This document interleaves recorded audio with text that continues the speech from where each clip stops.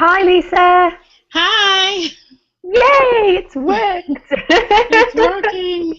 Oh, I've been so panicking, thinking it's not going to happen. It's not going to work. Something's going to go wrong. But It's brilliant. working. Oh, lovely to see you. Hi. Hi. Um, have you got slides that you want to share? I do. Yeah, can you see down the side? You should be able just to hover over and it should bring up screen share. Yes. Yeah. Hi ladies, welcome to the BizMums webinar. We're just waiting for a few more people to join us now. I can see the attendees joining us, which is fantastic. So we'll just give it a couple of minutes just for a chance for everybody to enter. Okay. That's it. I can see your slides up on there now, Lisa. That's fab. Oh, good. Okay, good.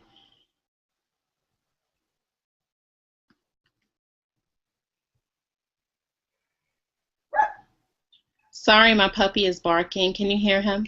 Oh, yeah. That's really cute. Sorry. Oh, no, that's fine. Okay, I'm going to make this.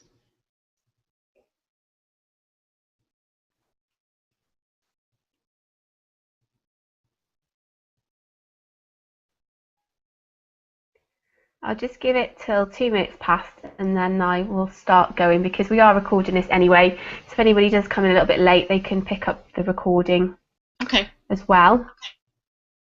But we'll just give it another minute because sometimes I know people can have a bit of technical problems logging in and stuff. Yeah.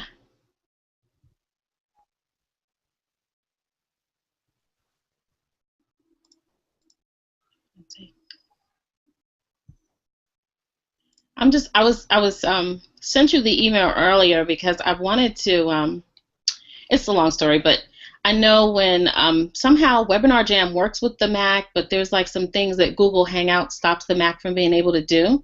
So that's what I was having a panic attack about. I was like, oh my gosh, it's not going to work, but it's okay. Yeah. Oh, I know, it gets confusing, doesn't it? I don't know what works with Macs and what doesn't, and then, yeah, can cause a bit of problem. Yeah. But, right, okay, we'll get going, and anyone who joins us can join us. That's absolutely fine. So welcome to May's webinar with BizMums. This month our theme is copywriting and blogging. So for those of you who are new to BizMums, who don't know much about BizMums, then each month we have a theme around which we offer support. And we invite guest speakers to come and present webinars for us. And we have speakers at all our meetups as well. And so this evening I'm joined by Lisa Porter, CEO and founder of Bold New Biz, and she's joining us from all the way across the Atlantic. So it's BizMums' first transatlantic webinar. This is so exciting. So I was just looking before on her Facebook page, and I'll post a link and everything on that so you can connect with Lisa after this.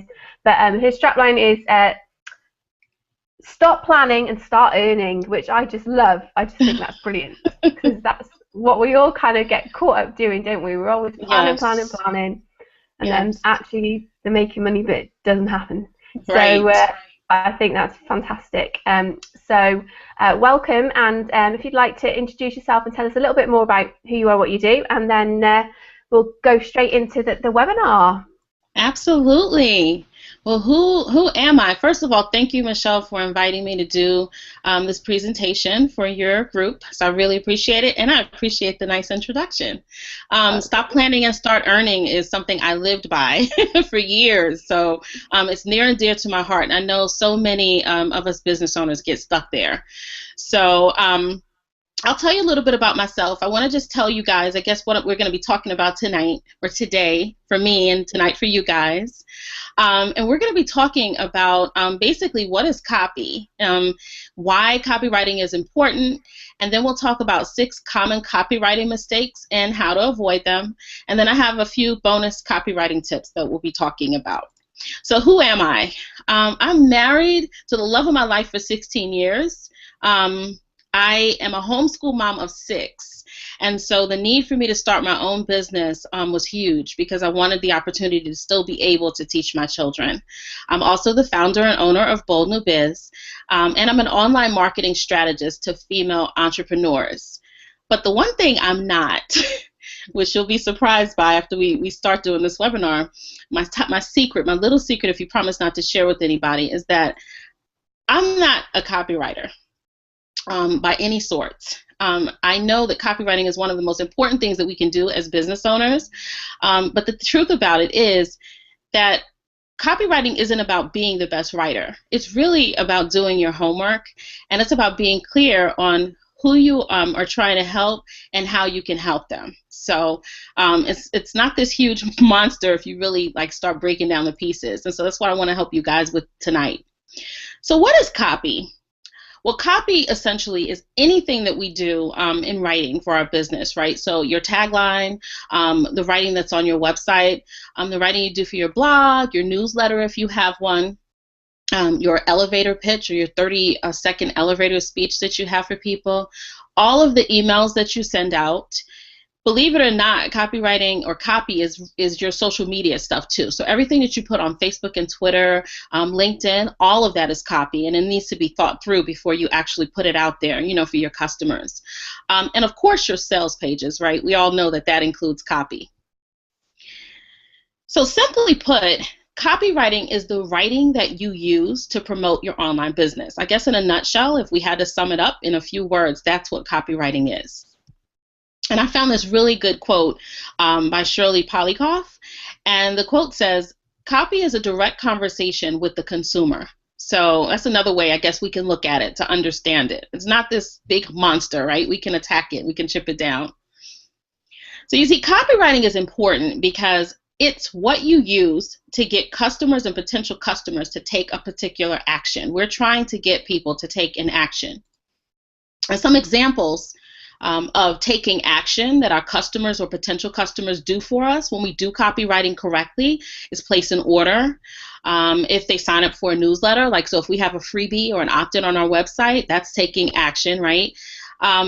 If they click on an affiliate link that we may have that we send out, and also getting them to refer a friend or other people to your business. Those are all examples of taking action, right? And inspiring action is the heartbeat of your business. That's what's going to keep you in business. It keeps customers coming back. It keeps, the button, your bank account filling up, right? So if your copy doesn't inspire action, then you just have words on a page. It's really useless. Like, it's pointless. So all the web pages or all of the product descriptions that you do, if it doesn't get anybody to click and do something, then you wasted your time. So I know you're probably thinking like, but Lisa, I don't get this copywriting thing. I'm not going to be any good at it because it seems overwhelming, right? But the thing about it is, you guys are already getting people to take action, and I'm going to show you really quickly what I mean by that. So we know that action is the key, but action is not just for selling. Action is when you inspire someone to do something. So I'll give you a few of regular everyday actions that we are already convincing people to do. So when someone votes for a particular person or a particular thing because you inspired them to do it, you got them to take action. If you get somebody to buy a product or service, think about how many times you've recommended a product or service that isn't even yours, right? So you're not making anything off of it, but people go out and buy it. You inspired them to take action. If you inspire someone to donate blood, that's inspiring someone to take action. Even something as simple as getting a friend to do something for you via a text message is inspiring someone to take action. So see, I told you. You already inspire people to take action. So the big question is, how do you create copy that inspires people to take action? Well, you really need to try to avoid common copywriting mistakes, and the key is going to be to practice. You're going to get better at it as, once you know what these mistakes are and you start to implement them in your writing. So we're going to talk about some of the most common copywriting mistakes, and then we'll talk about how you can avoid them. So not knowing your audience is huge, right? You're writing to everybody, and we'll talk about that a little bit more in a minute, but that's huge. Not knowing their language, not knowing their pain points, not knowing how to describe your benefits for a product or service that you have. Too many distractions on your webpage, huge, right? Long sentences and paragraphs that go on and on and on, and not asking for the sale. Those are all common copy mistakes. So let's talk about the first one a little bit more in depth. So who's your audience? Well, you really need to get clear on who your target market is. I mean, it's really hard to write copy that's going to appeal to everybody. Actually, it's virtually impossible. And the more clear that you are on who you're trying to reach, the better the results that you're going to get from the copy that you actually write. So how do you determine who your audience is? Well, there are questions that you can ask yourself, such as how old are they? Where do they shop? Are they men and women? What kind of magazines do they read? Where do they go to the movies? What kind of movies do they watch? How much do they make a year, right? The key here is to drill down as much as you can and figure out who your audience is. And then once you become crystal clear about who your audience is, then you'll be able to determine the words that they use to describe their pain. The next thing that people make huge mistakes doing here with copywriting is that they don't know the language that the people that they're trying to sell to speak. You don't have to be the best writer. I told you at the beginning, I'm not the best writer in the world. But you do need to pay attention to the words that your audience uses to describe their pain. This is key. You need to stop guessing what words to use when you're speaking to your audience. Stop writing the way you think that it may sound good, and really start eavesdropping. Ask yourself what's bothering them. Look at what they're saying causes them stress. Look at the words that they use to describe their issue when they're talking about it, especially if you're on social media. This is a really great way, a great place, especially if you join groups in social media. Facebook I love, because people speak about their issues and their problems, and they tell you the exact words that you need to use in your copy. So you want to start listening for things like, I get so frustrated when, I wish there were a way I could, I need help with, or a big one is I hate when. Most people will tell you exactly what annoys them, frustrates them, has them in a position where they need help. And then you'll be able to write directly toward them, and you'll know their pain points. And the thing about it is, when you know their pain points, you can create a message that speaks directly to your potential customer. I mean, it's magic, right? So you don't have to be the best writer, but if you're using the exact words that they use when they're describing their pain points, then it's magic, like it's perfect. Your copy then can draw out the benefits of your product and then reflect the pain back to your prospects in their words. So another huge copywriting mistake that people make is they don't know how to describe the benefits of the product or service that they have. And it's real simple. There's really 3 things that you need to remember. The first one is that your products or services must fulfill a need. Okay? Key, without that, like, what's the point? Why are you selling? And that need must provide a benefit. And lastly, every pain point must have a corresponding benefit to go with it. So how does your product or service help others? How do you determine how you can describe what these benefits are? Well, you can make a checklist. And on that checklist, you can ask yourself a couple of questions. Okay, and a few questions for you are, what does your product or service do? And how does it help people? And what pain or issue does it address? And lastly, can you create a benefit to go with each pain point? And if the answer is yes, then you're on to something, right? So another huge one, this one is huge, huge, huge. I see it all the time, right? This one stands out, sticks out like a sore thumb. And that's too many distractions.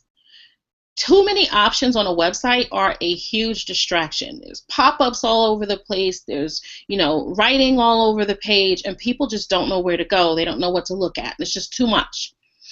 You should really try to keep your header and your logo simple and above the fold. And I'll show you in a minute what I mean by above the fold for those of you that may or may not know what that is. But nice headers are beautiful, right? But when they're too big and that's all people get to see, it's a distraction and it stops people from looking on the rest of your page. So that in and of itself is a problem. Sales pages should be free of banners and links that lead away from the page. The key on a sales page is to get people to buy that product or service that you're offering. So you don't want to have on a sales page, you don't want to have your blog and newsletter signups and such, right? You want to limit your sales pages to just the item that you're trying to sell. Also, you want to limit the amount of options in your navigation bar, and that one is huge. It's hard because we take time as business owners to build websites, and we've got tons of pages that we want people to go and see, but the truth of the matter is you give people too many options, they click away. They're not going to take the action that you're looking for them to take. And so I'll just show you an example on my website. If you look above the fold, essentially, I took a screen capture of everything that's above the fold. And basically what that means is everything that is above the point where people scroll down to see more of the page. And so if you notice, my header and logo are all above the fold. All of this is before anyone has to scroll anywhere. And then basically, everything they need to know is here. Also, if you limit your navigation choices, I have home, about me, you and me, which is a work with me link, my blog, if you want to purchase things and contact. But then you also can do drop downs from here, which is fine as long as they don't go all the way down, the page. A couple of drop downs, and then people can click to the rest of your pages from a page. But they don't need to have them going, all the way across here sprawled out. It's just too much. It is a huge distraction. So that's something to take note of. So another huge one is like long paragraphs and long sentences. The thing about it is we're all in a rush, right? And when we read copy on a website, on a sales page, even a product description, we just want the nitty-gritty and we want to go. When you have a huge paragraph or you've got like a gazillion like words in a sentence is just too long, even though I know that we're all trying to throw in every possible, good thing that we can think of to sell whatever this service or product is, it's too much. And actually, it's a turnoff. And it makes people click away. So sometimes you have to remember to throw out the grammar rules just a little bit, right? We don't want to speak like, bad grammar, write bad grammar. We want to throw out a couple of them. So keeping your sentences short and simple and breaking up your paragraphs, like if more wording is needed so that you see space on a page, is huge. Remember that people have limited time, so just get to the point, right? Get to the meat of it. And one more thing that is huge, and this was a huge one for me. First couple of years for me, when I was starting out, I was always afraid to ask for the sales. Like, let me just add a little bit more. I'm going to keep on, I'm going to add a little bit more about the product because you're afraid to ask for the sale. When is the right time to put that buy now button on a page?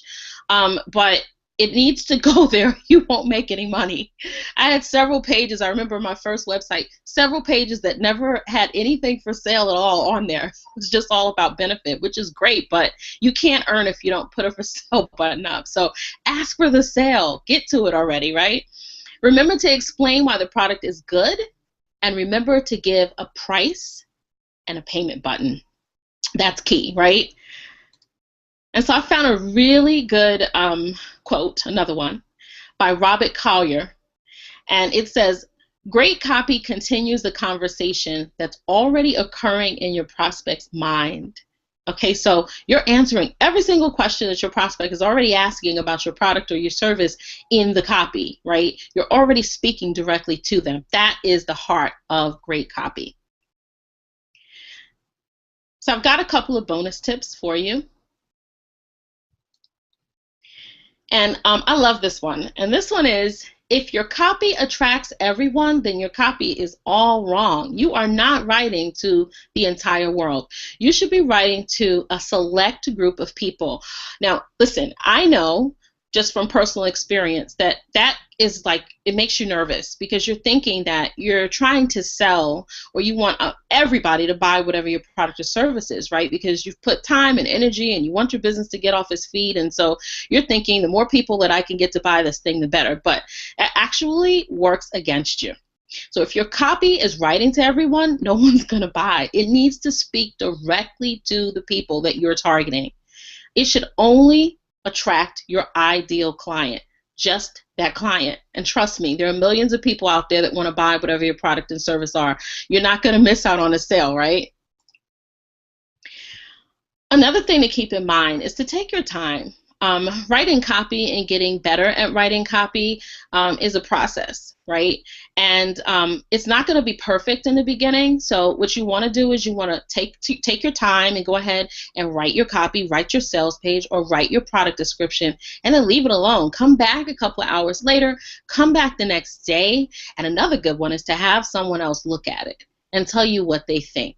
But if you're making a list of all of your potential clients' pain points, and you're listening to what it is that they're saying, and you're putting all of that in your copy. When you come back again, I'm so sorry because my phone is ringing and I should have muted it.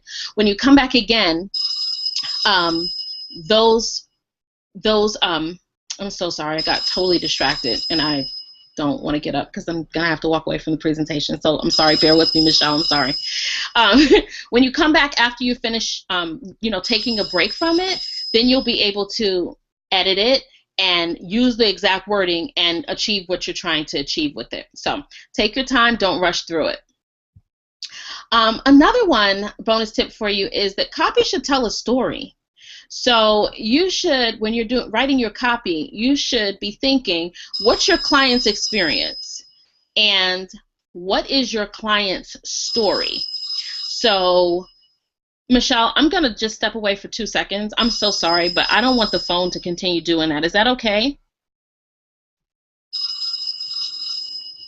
Can you hear me, Michelle? Yeah, that's fine. Yeah. Oh, okay, I'm so sorry. Don't worry. Okay.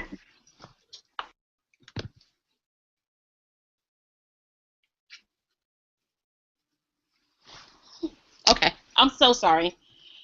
I thought I muted it and I didn't, and I'm sorry, messing up your recording. I apologize. Oh, it's fine. It's fine, don't worry. So copy should tell a story, like I was saying, and really talk about what your client's experience is. You're writing about your client, not your story, not your experience, but what your client's experience is. And so if you remember that, then you've got gold. So I know I've thrown a lot of things out there at you guys right now, and I just want to tell you guys, if you want to connect with me, if you guys have questions, Michelle, I'll be happy to open up, on Facebook and answer any questions about copy or whatever that they may have. So if you guys want to reach out or whatever after this is over with, that's fine. I'll be happy to answer any questions. So let's talk about what we discovered. Well, we talked about our emails, our elevator pitch, our blog, all of that are copy. Copywriting is the writing that you use to promote your business. Copywriting is important because it inspires customers and potential customers to take action. Michelle, I don't know if anybody has any questions at this point. Well, we can just ask, there's a couple of people viewing, so if you've got any questions, if you put it in the chat thing now, it's got a bit of a delay on it. So any questions that you've got, just type them into the chat box now, and then it'll pop up in a minute. Okay. And we also talked about some of the ways that we create copy that inspires people to take action and buy our products and services. So knowing our audience, knowing their language and their pain points, knowing how to describe our benefits, limiting distractions on our webpage, and also writing shorter paragraphs and asking for the sale.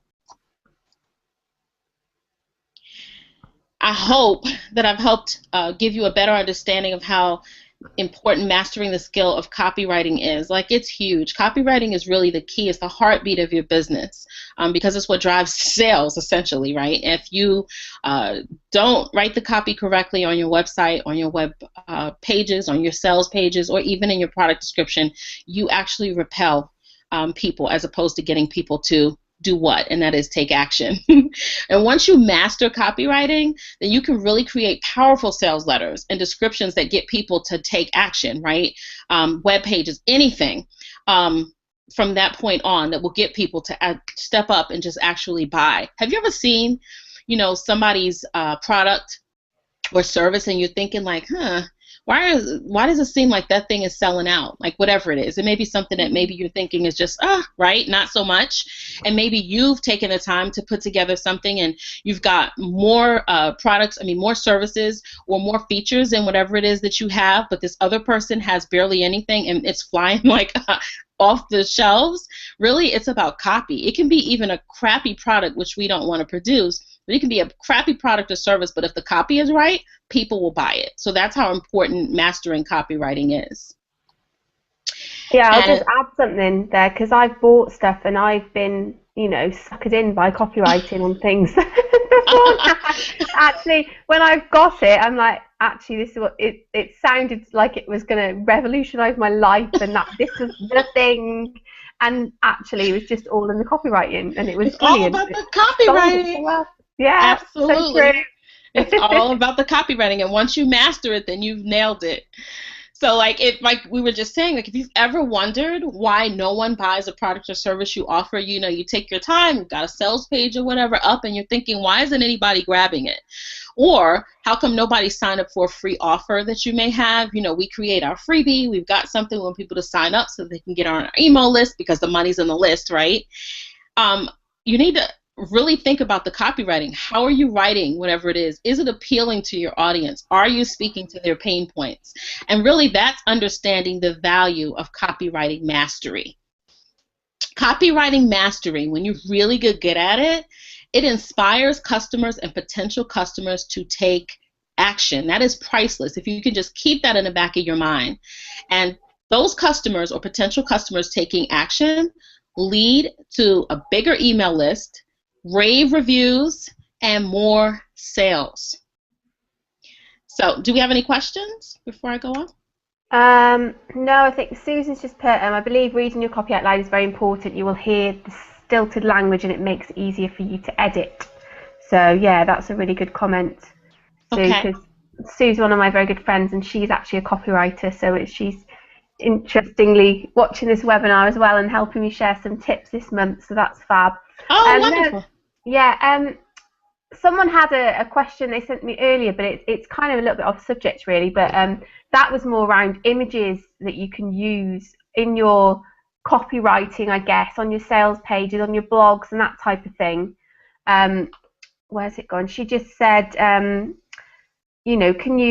what's the situation with using images from wedding magazines, because she's a florist.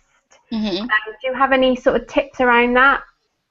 I think it's a bit off topic really, but yeah, just about using images and things like that in your copywriting and your blogs. I absolutely think images bring your copy to life. For me personally, just on a personal note, and maybe Michelle, you might even be able to speak to this. I think that images, in fact, if you even notice on Twitter, they've started now to allow you to include images, right? Which is what Facebook, I think, hands down, was able the community built as fast as it did because images got shared so much. And so I think that images, just even with Pinterest taking off like it has, and even Instagram, those social media outlets have taken off like they have because we're visual people.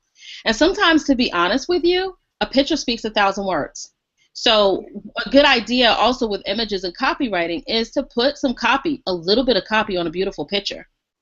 That's a really good way also to get someone to click or get someone interested. So I don't know if that answered her question.